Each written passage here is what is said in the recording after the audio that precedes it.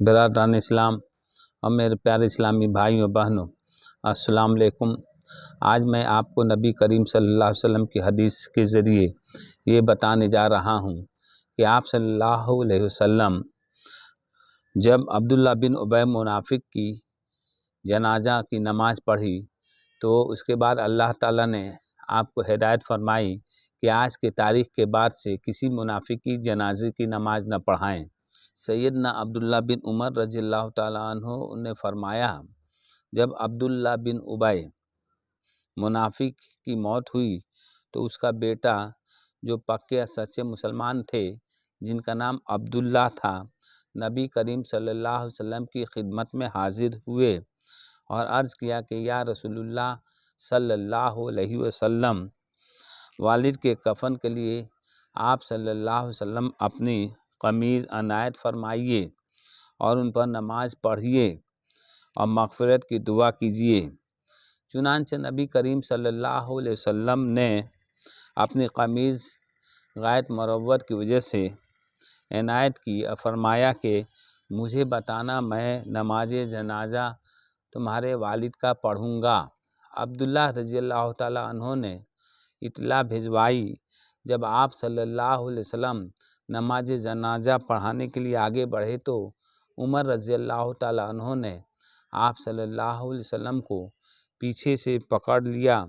اور عرض کیا کہ کیا اللہ تعالیٰ نے آپ کو منافقین کی نماز جنازہ پڑھنے سے منع نہیں کیا ہے؟ آپ صلی اللہ علیہ وسلم نے فرمایا کہ مجھے اختیار دیا گیا ہے،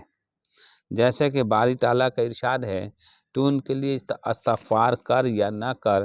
اگر تو 70 مرتبہ بھی استغفار کرے تو بھی اللہ انہیں ہرگز معاف نہیں کرے گا۔ چنانچہ نبی کریم صلی اللہ علیہ وسلم نے عبداللہ رضی اللہ تعالیٰ عنہ کا دل رکھنے کی خاطر نماز جنازہ عبداللہ بن ابی منافق کی پڑھائی۔ اس کے بعد یہ آیت نازل ہوئی، کسی بھی منافق کی موت پر اس کی نماز جنازہ کبھی نہ پڑھانا۔ اس طرح اس حدیث سے پتہ چلا کہ نبی کریم صلی اللہ علیہ وسلم نے آخری مرتبہ سب سے آخر میں عبداللہ بن ابی کی نماز جنازہ پڑھائی۔ اس کے بعد سے آپ صلی اللہ علیہ وسلم منافق کی جنازے کی نماز کبھی نہیں پڑھائی۔ اور جب کسی کے بارے میں کوئی اطلاع مل جاتی اور جب آپ اسے دریافت کر لیتے اس آدمی کے بارے میں کہ مسلمان تھا، پکا سچا تھا یا نہیں، اس کے بعد ہی جو ہے آپ صلی اللہ علیہ وسلم جب یقین ہو جاتا تھا کہ نہ اس کے اوپر کوئی قرض ہے اور نہ جو ہے اس کے ایمان میں کمی ہے، تب آپ صلی اللہ علیہ وسلم اس مرنے والے کی جنازے کی نماز پڑھاتے۔ لیکن اگر اس کے اوپر قرض ہوتا کسی کا تو آپ صلی اللہ علیہ وسلم کسی صحابی کو کہتے کہ تم جا کر جو ہے اس کے جنازے کی نماز پڑھا دو۔ اس طرح پتہ چلا کہ منافق کی نماز پڑھانے یا منافق کے لیے استغفار کرنا سود مند نہیں ہوتا ہے، کیونکہ منافق کی بخشائش نہیں۔ اللہ تعالیٰ منافق کو کتنے بھی آدمی کوشش کر لے، کتنے بھی جو ہے دعا استغفار کر لے، منافق کی مغفرت نہیں فرماتے ہیں۔ اس کے علاوہ ہمیں یہ بھی چاہیے کہ جب نبی کریم صلی اللہ علیہ وسلم کسی کی جنازے کی نماز پڑھاتے تو یہ پوچھتے کہ اس کے اوپر کوئی قرض وغیرہ ہے یا نہیں ہے۔ اگر قرض وغیرہ ہوتا تو آپ صلی اللہ علیہ وسلم اس کی جنازے کی نماز نہیں پڑھاتے۔ جبکہ آج کے دور میں ہم لوگ دیکھ رہے ہیں کہ کتنے ایسے آدمی ہیں جو کتنے لوگوں کا قرض لے کر مر جاتے ہیں اور اس کو دینے والے اس کے وارث بھی اس کو نہیں دے پاتے ہیں،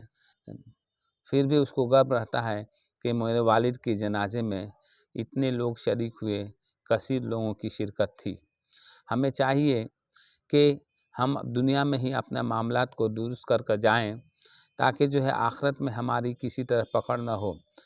اگر ہم دنیا میں کسی کا قرض لیتے ہیں تو ہمارے اوپر لازم ہے کہ اس قرض کی واپسی کر کے جائیں۔ اگر ناگہانی موت ہو گئی ہو، اچانک موت ہو گئی ہو تو چاہیے کہ اس کے دھن دولت سے اس کے جو وارث ہیں اس کا قرض ادا کر دیں، نہیں تو آپ اس قرض سے مکتی نہیں پائیں گے اور روز قیامت جو ہے آپ کو جو ہے اس کا حساب دینا ہوگا۔ تو برادران اسلام، ہمیں بھی چاہیے کہ اپنے دل میں منافقت نہ رکھیں،